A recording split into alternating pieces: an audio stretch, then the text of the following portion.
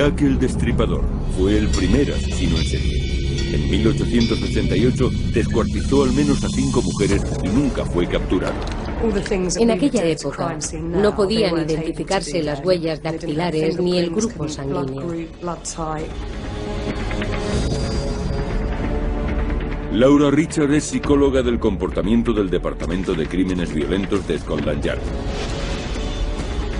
Ha aceptado revisar este caso rodeado de mitos y teorías de conspiración.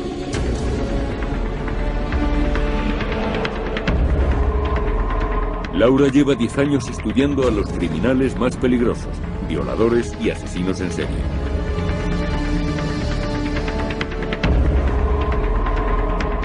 Ha reunido un equipo de especialistas que emplearán técnicas del siglo XXI para analizar a este asesino. Jack el Destripador nos supone un reto. No concebimos que alguien pueda mutilar de ese modo a una mujer, así que no podemos comprenderlo. Perfil geográfico, imagen digital y ADN de pruebas nunca analizadas hasta la fecha. Estas técnicas proporcionarían la descripción más minuciosa realizada sobre el asesino. Dónde vivía, qué aspecto tenía y por qué mataba. Laura Richard desvelará por primera vez cómo escapó el asesino más famoso de la historia. Más de un siglo después, se vuelve a abrir la veda de Jack el Destripador.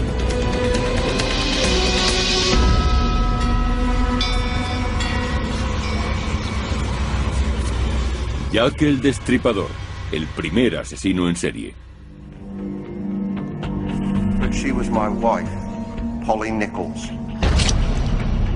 She was my sister Annie, the widow of John Chapman. Era un delincuente nato, un depredador que asesinaba mujeres. We lived together as man and wife. Her name was Liz Strider. No se limitaba a matarlas. Las mutilaba y las abandonaba en mitad de la calle. Había un componente de sadismo. Her name was Catherine Eddowes. Para Laura Richard, el caso de Jack el Destripador nunca se cerró. Hay muchos factores que me interesan de este caso, aparte del hecho de que ocurriera en Londres, donde vivo y trabajo.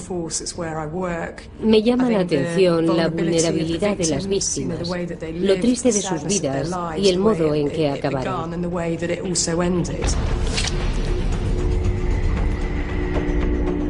El trabajo de Laura es analizar comportamientos. Cualquier actitud que tome un asesino es una pista sobre su personalidad. Hace más de 100 años de los crímenes de Jack el Destripador, pero aún pueden estudiarse. Como directora de la Unidad de Prevención del Crimen, puedo aprender mucho de este caso. Podría evitar algunos asesinatos.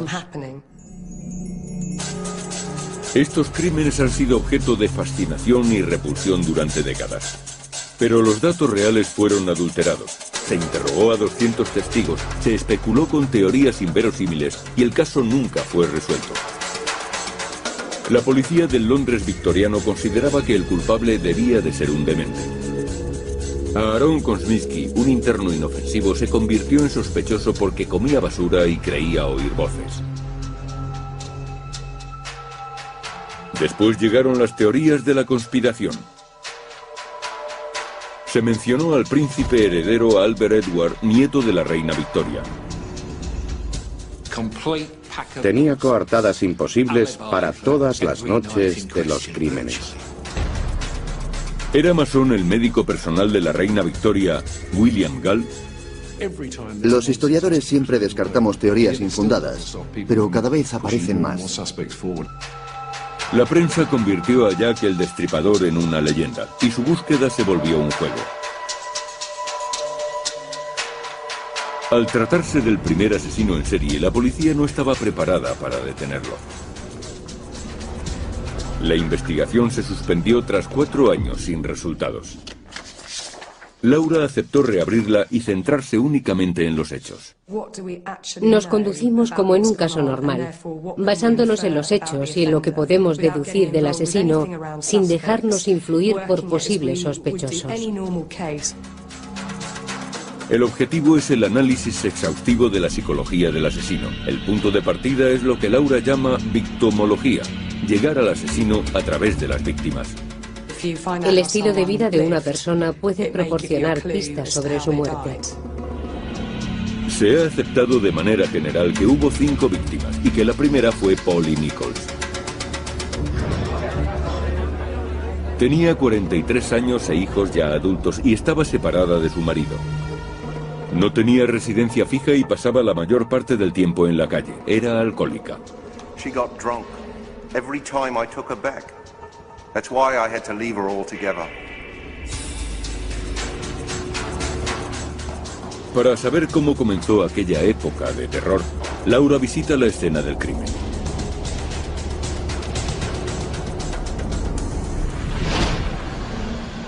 Una imagen vale más que 1000 palabras. Y si es una escena del crimen, mucho más. Además, es parte de mi trabajo.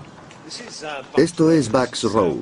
Aquí ocurrió el primer asesinato, Polly Nichols, en la madrugada del 31 de agosto de 1888.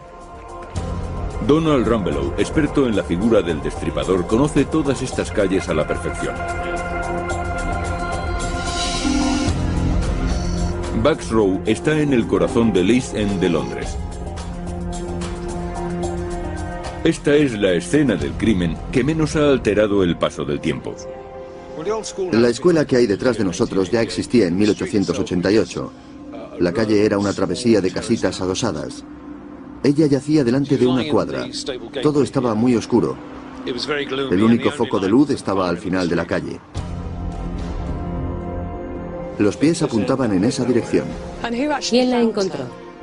El cuerpo fue encontrado por 2 hombres que iban de camino al trabajo, Charles Cross y John Paul. Cross la vio primero, pero pensó que no era más que una lona. Al cruzar la calle se dio cuenta de que había un cuerpo debajo. Cuando el forense analizó el cuerpo, descubrió unos cortes profundos en el abdomen. Había cortes que medían entre 15 y 20 centímetros, y muchos otros que lo atravesaban de lado a lado. Las heridas de Polly fueron suficientes para causarle la muerte. Sus órganos sexuales estaban mutilados y Laura quiere averiguar la razón. Al asesinarla y después abandonar el cadáver, ¿se trataba de un crimen más o los motivos estaban relacionados con la manipulación de su cuerpo? Polly no fue violada, pero la naturaleza y la brutalidad del ataque dan una idea del estado mental del asesino. No fue violada, pero no podemos descartar el móvil sexual. Estamos hablando de un nivel de violencia tan alto que perfectamente podrían haber intervenido factores sexuales. Estoy convencida de que Jack el Destripador era un asesino sexual. El móvil sexual indica que podría ser obra de un hombre. Pero para saber qué llevó al asesino hasta Polly Nichols, Laura necesita conocer su historia. Todo es útil. Saber dónde compraba, quién era importante en su vida, si tenía pareja o compañeros y el estrato social de su familia. La causa de su muerte, la razón por la cual fue escogida, subyace en su estilo de vida. She was my wife. I don't think she had any enemies. She was too good for that. Laura solicita la ayuda de un patólogo para averiguar cuál era el método del asesino y encontrar un patrón en sus crímenes.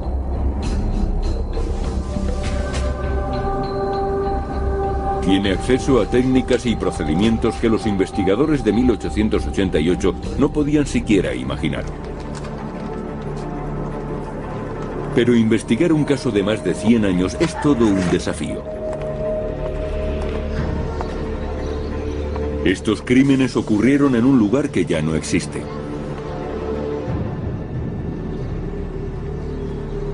Para comprender lo que ocurrió, antes debes saber cómo era Whitechapel. Un barrio del East End donde vivía Polly Nichols y donde el destripador perpetraba sus crímenes. ¿Por qué estaba Polly en Bucks Row? Probablemente buscaba clientes. Había tenido 3 ese día, pero se había gastado el dinero en Ginebra. ¿Era una prostituta? Era una prostituta y estaba buscando un cliente. Se sentía muy atractiva porque tenía un sombrero nuevo. Estaba borracha, pero aún así se veía guapa. Las profesionales del sexo, las prostitutas, eran víctimas potenciales debido a su accesibilidad. Polly Nichols vivía en una situación de riesgo. Antes incluso de la aparición del destripador, la zona donde vivía era una de las más peligrosas. El 55% de los niños nacidos en el East End morían antes de los 5 años. Era una sociedad en la que dominaban la pobreza y el alcohol. El alcohol sacudió los barrios marginales de Londres como haría la cocaína en Estados Unidos un siglo después. Era una zona violenta, alcohol, prostitutas y niños maltratados. Todo se debía a las terribles condiciones de vida y trabajo del East End londinense. Las mujeres como Polly se dedicaban a la prostitución para sobrevivir. Según algunas estadísticas, 1 de cada 16 hogares hacía las veces de burdel. Y en los 2 kilómetros cuadrados de Whitechapel había aproximadamente 500 prostitutas. Para que se haga una idea de la miseria en la que vivían, le diré que se prostituían por 2 peniques o una rebanada de pan rancio. Polly Nichols y las demás víctimas del destripador vivían en esas condiciones. Es quizás el único caso de asesinatos en serie en el que las escenas del crimen están a menos de 2 horas de distancia unas de otras. Los homicidios se produjeron en un radio de 2 kilómetros cuadrados. Es claramente algo premeditado. El entorno se adaptaba a los propósitos del destripador. Pero existía la posibilidad de que se tratara de un furtivo, alguien ajeno al lugar que acudía simplemente a cazar. O quizá era un depredador que atacaba dentro de su territorio. Laura utiliza la técnica del perfil geográfico. Es muy común entre los cuerpos de seguridad y sirve para interpretar las localizaciones de las escenas del crimen. El perfil geográfico fue inventado por el ex policía y matemático Kim Rosmo, de la Universidad de Texas. Años atrás había descubierto que era posible utilizar las localizaciones de las escenas del crimen para ubicar la base del asesino. La mayoría de los criminales operan fuera de sus casas para encontrar objetivos. Cometen los crímenes cerca, pero no demasiado. Se preocupan por su anonimato y prefieren no actuar en una zona en la que puedan ser identificados. El Dr. Rosmo emplea una fórmula basada en casos resueltos. Incluye información de las escenas del crimen y del entorno, como casas, calles y zonas públicas, y calcula la procedencia del atacante. Un programa realiza millones de cálculos para determinar el área de procedencia más probable. Genera un mapa que indica la probabilidad con colores. En negro, la zona menos probable de albergar la base del atacante, y en rojo, la más probable. Teniendo en cuenta que los asesinatos ocurrieron en un área reducida, el Dr. Rosmo puede determinar la calle por la que deberían de haber empezado las pesquisas en 1888. Mientras espera los resultados del perfil geográfico, Laura analiza el segundo asesinato. Ocurrió 9 días después de que se hallara el cadáver de Polly y a menos de 1 kilómetro, en Hanbury Street. La víctima se llamaba Annie Chapman. Este edificio, la casa consistorial de Soderick, era la oficina del forense. La oficina divulgó los crímenes del destripador. Laura ha venido a hablar con Neil Selden. Ha estudiado las vidas de las víctimas y según él, Annie Chapman estaba en una espiral de autodestrucción. ¿Puede decirme algo más al respecto? Sí, todas pertenecían a la clase obrera. Annie Chapman tal vez tuviera un origen un poco más alto. Her husband died 18 months ago now. After that, she rather gave up. El matrimonio llevaba una vida muy normal. John trabajaba como cochero en Bond Street. Pero al parecer Annie robaba dinero a la familia de sus jefes y ambos terminaron por perder sus trabajos. Fue entonces cuando empezaron a tener problemas con la bebida.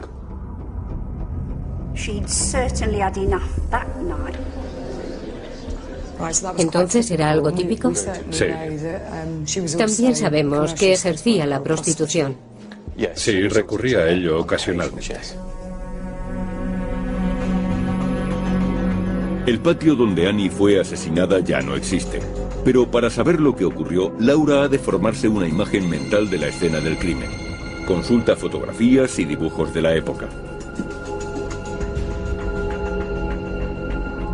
Recrea la postura del cadáver con un maniquí. Vamos a imaginar que estamos en el 29 de Hambury Street y que detrás hay una hilera de casas de 3 pisos de estilo victoriano. Sobre las 6 de la mañana del 8 de septiembre, John Davis, conductor de carros, bajó las escaleras del 29 de Hambury Street. Iba a trabajar. Reparó en que la puerta estaba entreabierta y sintió curiosidad.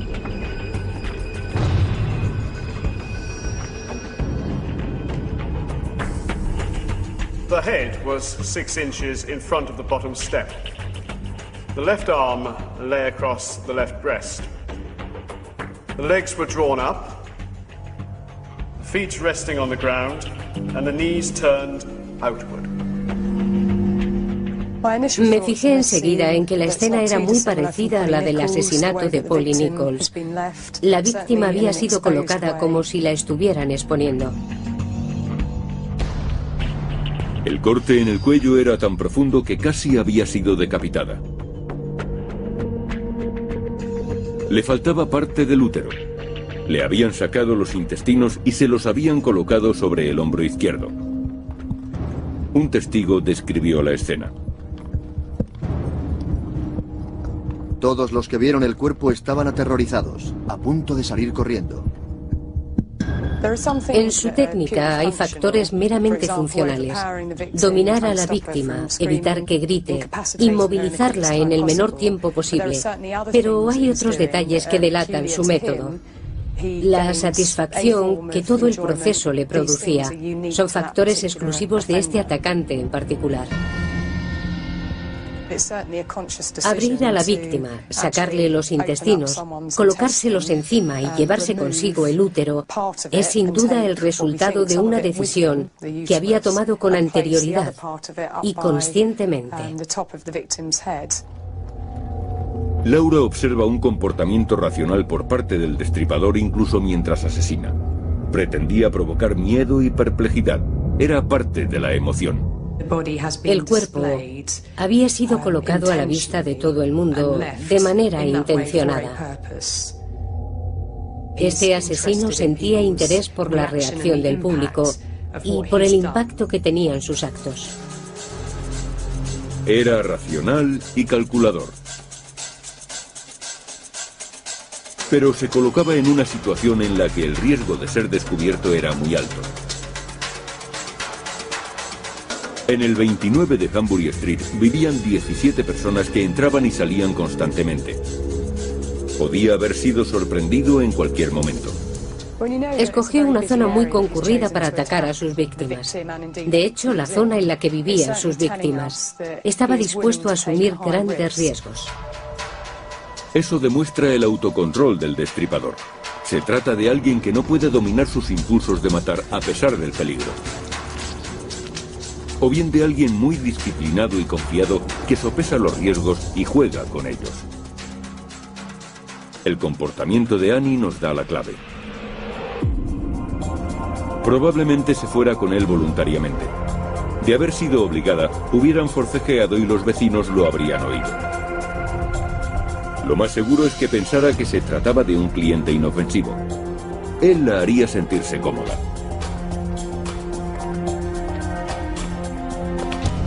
En 1888 la policía buscaba a un demente, alguien apenas humano. Pero el asesino que Laura investiga no se corresponde con ese estereotipo. Lo primero que uno piensa es que se trata de un marginado social, alguien que no tiene relaciones con el sexo opuesto. Sin embargo, llevo 10 años trabajando en casos violentos y nunca me he encontrado con algo así. La mayoría de los atacantes mantienen relaciones con mujeres. El destripador ocultaba a sus víctimas su verdadero propósito hasta el final. Según Laura, el sexo no era lo que le motivaba. En cierto momento, el destripador mostraba sus intenciones a la víctima y revelaba su personalidad. Y ese preciso momento es el que inquieta a Laura, ya que el destripador era consciente de lo que estaba haciendo y Laura necesita saberlo todo. La violencia es una elección. Escogió actuar así y expresarse de esa manera. Lo que intento ahora es encontrar una explicación para todo esto. Laura acude a Peter Dean. Es forense de la policía en el distrito de Whitechapel. Si el destripador existiera en la actualidad, el caso recaería en Peter Dean. En calidad de especialista, su trabajo es interpretar lesiones. Analizando las distintas heridas producidas en los asesinatos, es capaz de reconstruir el proceso. Clasifica el ataque en varias fases diferenciadas: control, asesinato y mutilación. Llevaba a cabo los 3 pasos. Tenía que reducir a la víctima y ejecutar los 2 primeros rápidamente. En un tiempo muy breve. Muy breve. Y las pruebas muestran que cometió la mayor parte de los asesinatos asfixiándolas. En el caso de Annie Chapman, el doctor George Baxter Phillips, forense de la policía, describe el cadáver como el de alguien asfixiado que se ha tragado su propia lengua. El mito alrededor del destripador ha crecido en base a las mutilaciones. Pero contrariamente a lo que se cree, no era así como las asesinaba. Primero las estrangulaba. Por mi trabajo, sé que es muy difícil estrangular a alguien con las manos. Si hablamos del proceso de la asfixia, sí, requiere tiempo y fuerza. Pero se cercioraba de sus muertes cortándoles la garganta. Luego, cuando estaban tendidas en el suelo, realizaba las mutilaciones que les singularizan. Exactamente. Esta última fase es, según Laura, el objetivo del destripador. Va más allá del asesinato y del autocontrol. Es precisamente lo que le excita y satisface. Revela cuáles son sus fantasías. Buscaba una sensación que le provocaba cierta forma de placer. Deduzco que se trata de algo que tiene que ver con la ira, el poder y el control. No mataba descuartizando, mataba para descuartizar. Esta particularidad es lo que provoca tanta fascinación en torno a sus crímenes y lo que ha dado origen a uno de los mayores mitos relacionados con el caso. El forense que practicó la autopsia a Annie Chapman fue el primero en proponer que el asesino era un cirujano. Reconoció técnicas quirúrgicas en las heridas, pero es una teoría con poco fundamento. Posteriormente, algunos médicos se han mostrado en desacuerdo.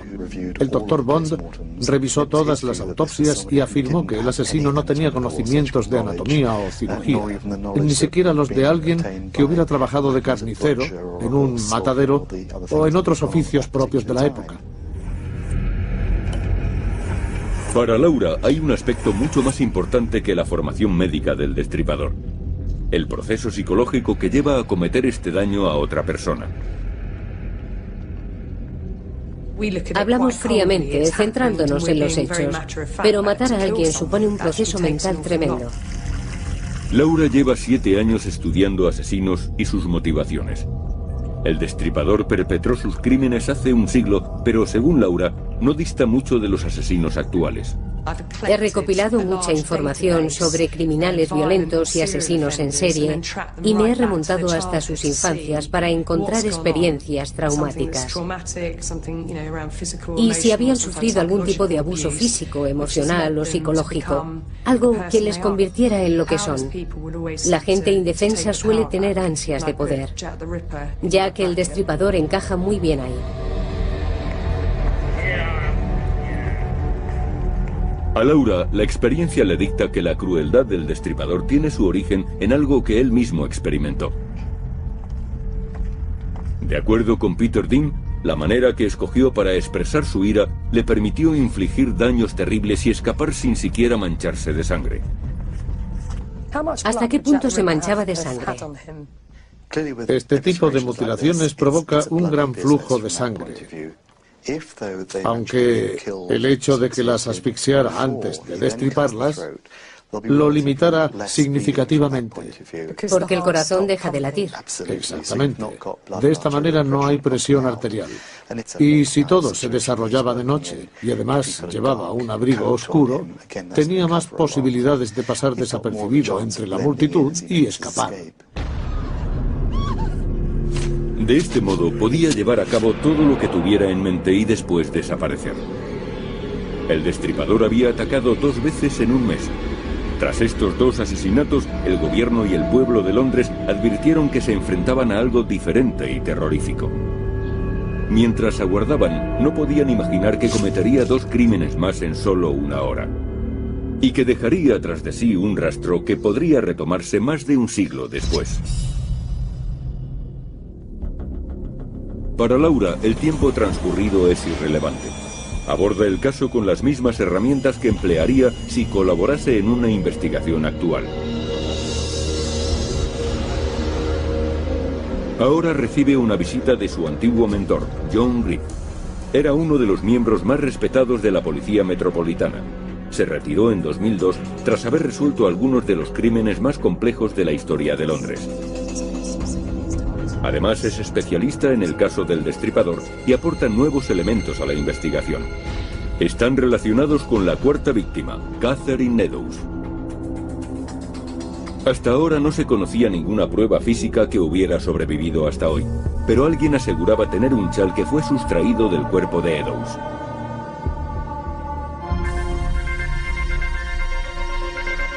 Los forenses se han desplazado para recoger muestras.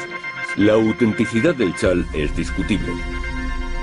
Pertenece a los descendientes de un policía que acudió a la escena del crimen. Ahora es propiedad privada, pero en el pasado estuvo expuesto en el Museo del Crimen de Scotland Yard. Si es auténtico, se trata de la última conexión física con el destripador. Este es el supuesto chal de Catherine Eddowes. Tenemos que hacer pruebas para saber si el ADN encontrado en él se corresponde con el de alguno de sus familiares aún vivos. Las muestras de ADN son inútiles sin algo con lo que contrastarlas, pero ha habido progresos en este campo. Los descendientes de Eddowes han aceptado que se les tomen muestras de ADN.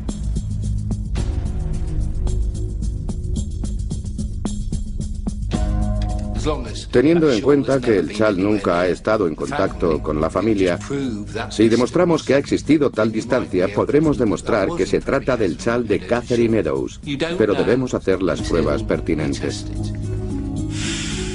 Si se establece una conexión entre Catherine Eddowes y el chal, habrá que recopilar y preservar nuevo material genético para futuras investigaciones. Esta puede ser la última oportunidad de conseguir ADN del destripador.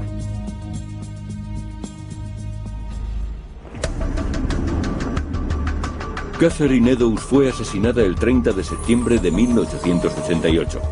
Los expertos llaman a aquella noche la noche del doble acontecimiento, ya que también murió otra mujer, Liz Stride.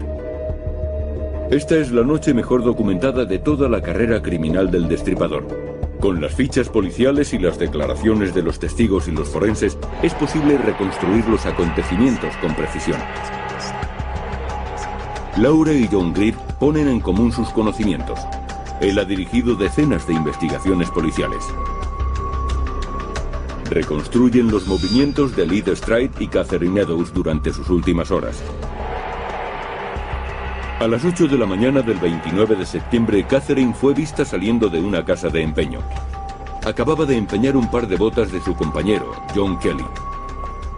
Consiguió 2 chelines y 6 peniques que gastó en comida. Eso nos muestra la miseria en la que vivían si empeñaban sus zapatos. ¿Cómo recuperaría las botas para ir a trabajar? ¿De dónde sacaría 2 chelines y 6 peniques? Se sabe que Catherine Eddowes ejercía la prostitución y seguramente tuviera otra fuente de ingresos, ya que gastaba mucho dinero en bebida. Los informes la sitúan en Aldgate High Street a las 6 de la tarde. Estaba muy borracha, lo que la volvería más vulnerable. Era justo la misma situación que la de los otros 3 casos.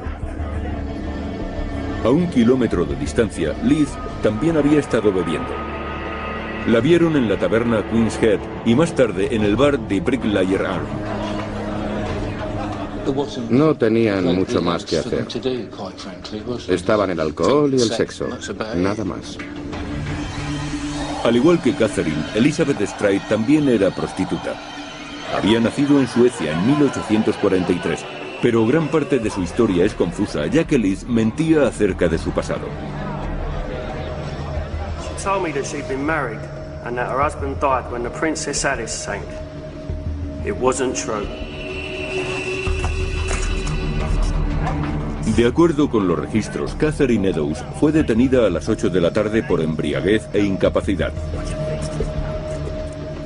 Las 2 mujeres llevaban vidas similares en la misma zona geográfica. Ambas eran prostitutas. Había mucha gente en la calle esa noche. ¿Por qué ellas? Liz Stride and I lived together as man and wife. She was a very quiet and sober woman. Los testigos que hablaron de Liz Stride tuvieron otra percepción. A las 11 de la noche la vieron en la puerta de una taberna con un hombre no identificado.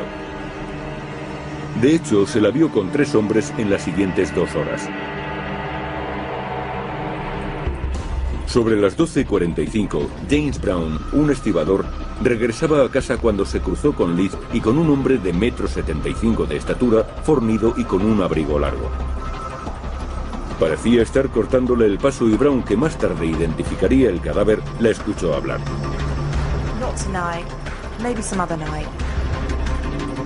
Hay una serie de descripciones que podrían referirse a diferentes hombres o apuntar todas hacia la misma persona.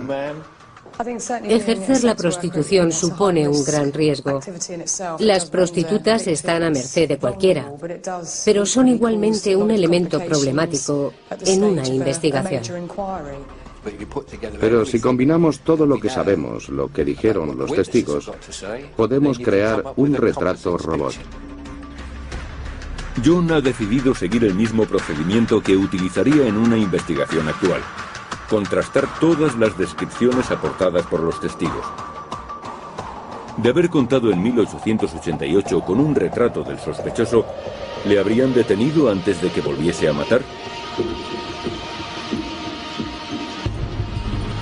Catherine Eddowes estuvo a salvo detenida en la comisaría de Bishopgate hasta la 1 de la mañana del 30 de septiembre. En ese momento el agente de guardia consideró que estaba sobria y la soltó. Ella regresó a Aldgate. Lo más triste, me atrevería a decir que lo sabían perfectamente, es que la dejaron salir en el momento y lugar en el que el destripador estaba buscando una nueva víctima.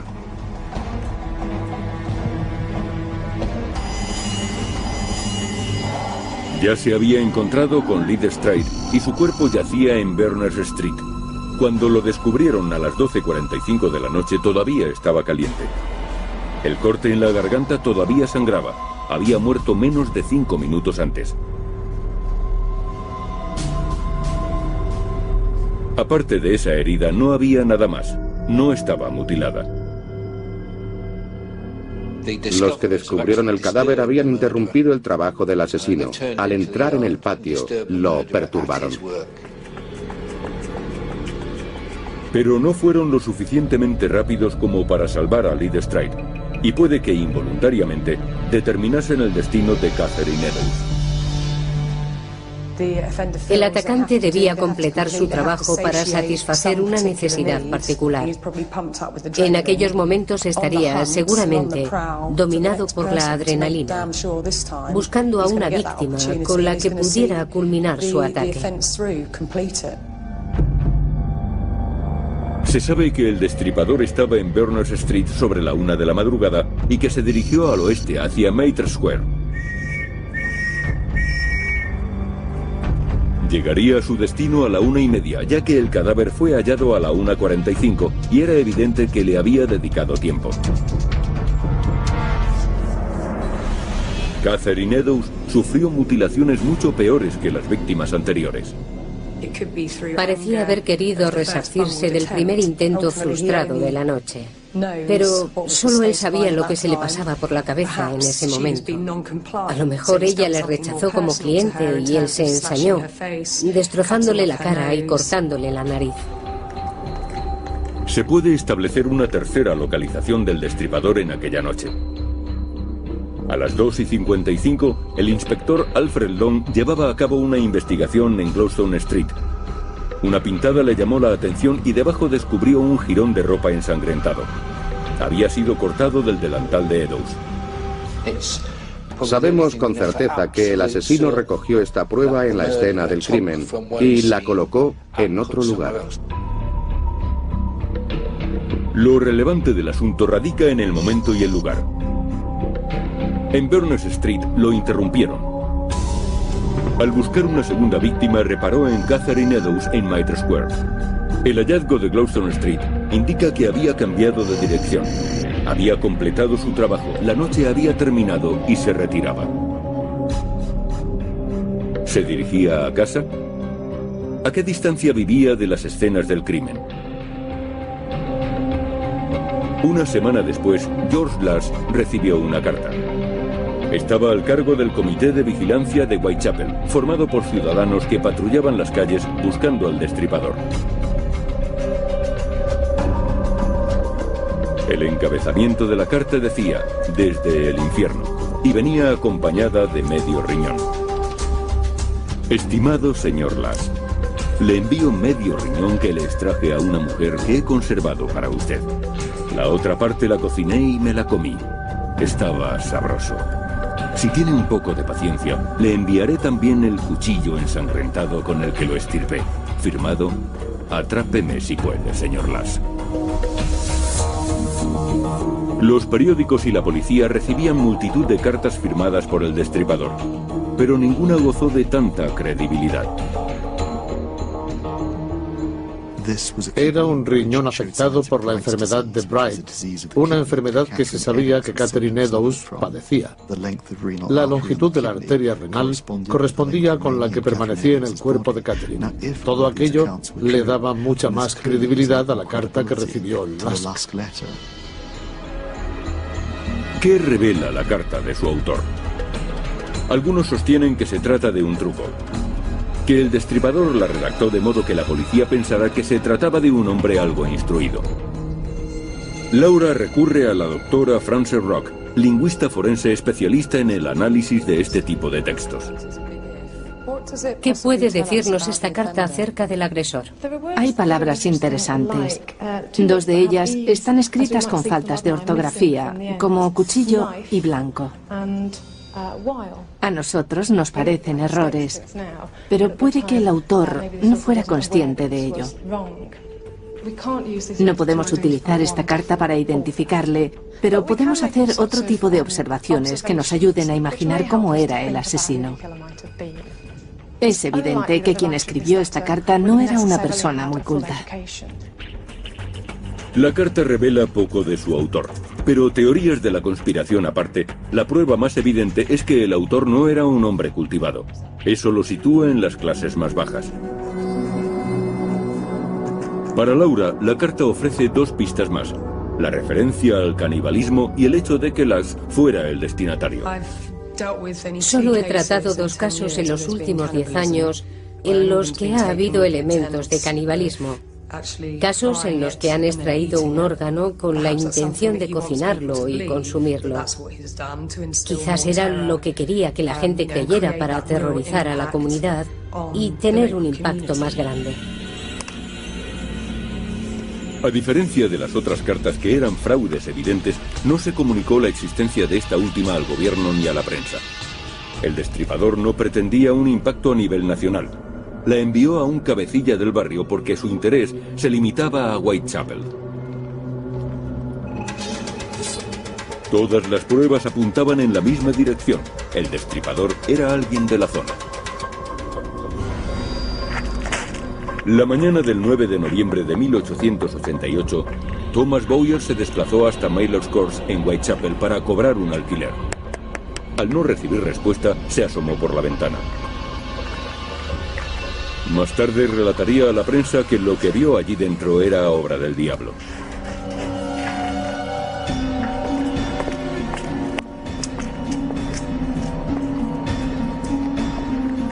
La puerta de la casa de Mary Kelly estaba cerrada.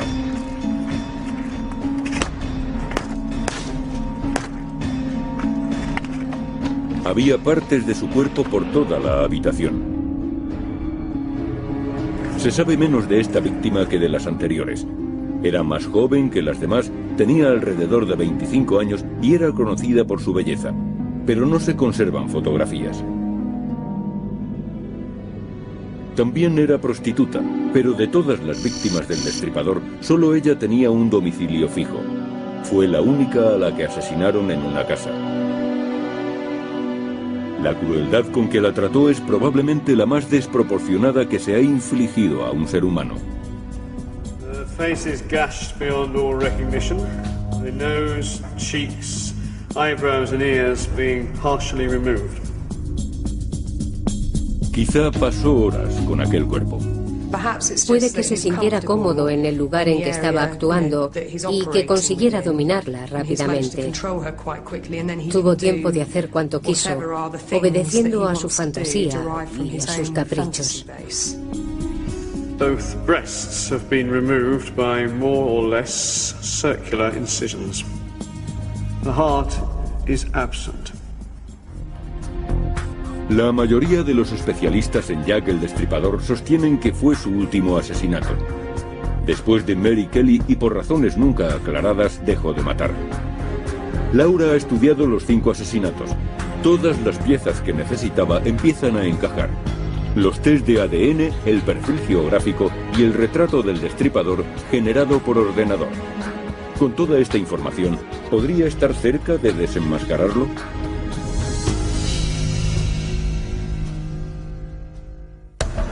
Laura ha elaborado un análisis psicológico del asesino a partir del estudio de los criminales más peligrosos.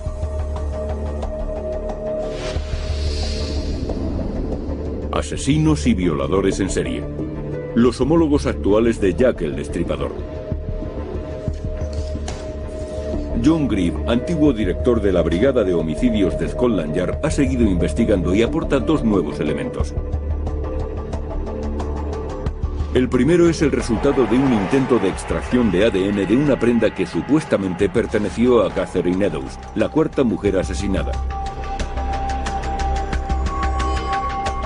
Era la última oportunidad, más de un siglo después, de obtener pruebas directamente relacionadas con el destripador y sus víctimas. Pero el test no reveló ningún rastro de ADN. No mostraba nada útil, nada que pudiese resultar definitivo o que pudiera servirnos siquiera como prueba. Sin el ADN no es posible hacer nada. Cerramos esa línea de investigación. Han pasado 118 años desde los asesinatos. Todas las pruebas físicas han desaparecido o han sido contaminadas. Sin embargo, existen muchas pruebas inalterables al paso del tiempo. John ha revisado las declaraciones de los testigos. Se asume de manera general que nadie vio al asesino y que simplemente desapareció en la niebla de Londres. Pero no fue así. Mucha gente le vio y la policía tomó nota de sus declaraciones. La policía recogió 13 descripciones de distintos testigos que hablaban de un hombre que merodeaba por la zona. Pero se trata de testigos circunstanciales, lo que plantea un problema. Algunas declaraciones difieren mucho. Describen a personas distintas. Pero muchas son lo bastante similares como para referirse al mismo hombre. Si combinamos todas estas descripciones, podremos elaborar un retrato robot. Utilizando todos los datos de las declaraciones y los informes policiales, se crea un retrato robot igual que se haría en un caso actual.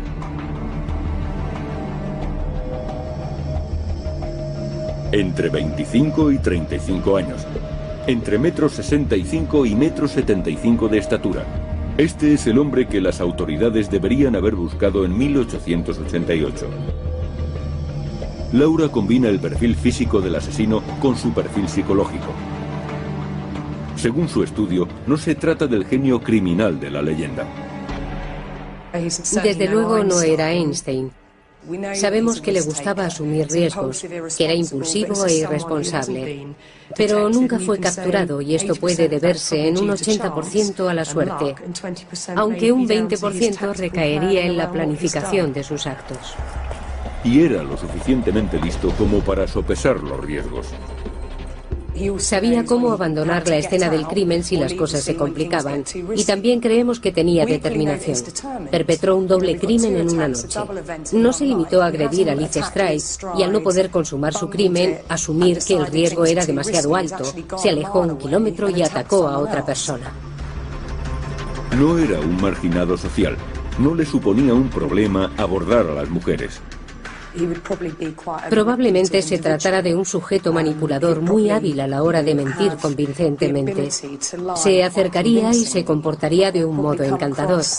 Probablemente le bastara con eso, lo que no impide que también pudiera mantener relaciones a corto plazo con algunas mujeres.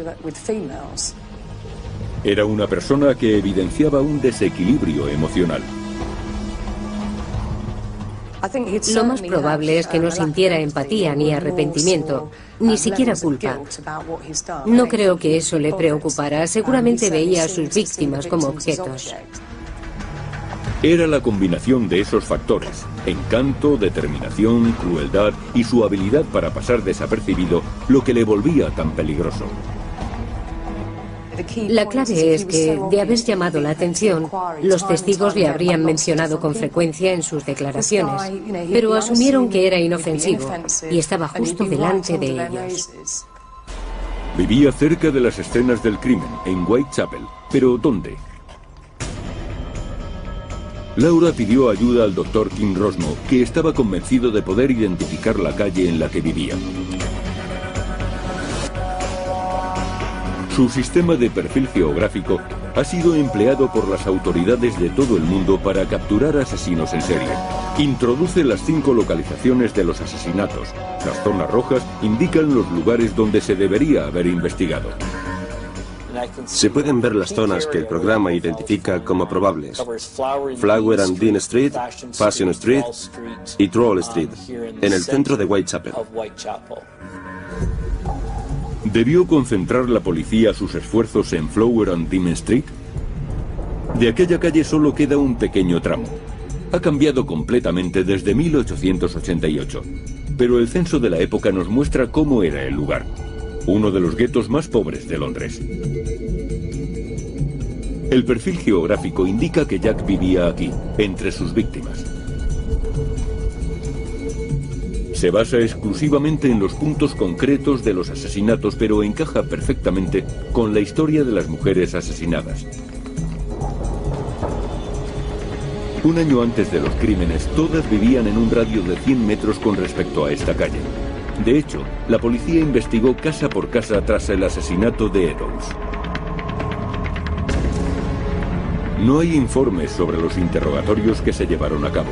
Es imposible saber lo cerca que estuvo. Pero Laura está convencida de que Jack fue interrogado y descartado. Supongo que se produjo algún tipo de contacto entre Jack el Destripador y la policía.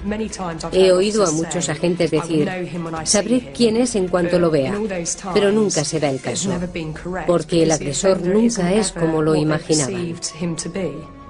Siempre lo descartan como sospechoso por el hecho de que es una persona normal y corriente, y esa es la clave. Se trata de alguien que es capaz de cometer actos atroces, pero que a la vez es una persona muy normal. Esto es quizá lo máximo que puede saberse del primer asesino en serie moderno. Si la policía de la época hubiera contado con las herramientas actuales, las cosas habrían sido diferentes. muchos no conoceríamos a Jack el Destripador. No existiría su leyenda. Si hubiesen contado con nuestras técnicas y con toda la información de la que disponemos ahora, le habrían capturado.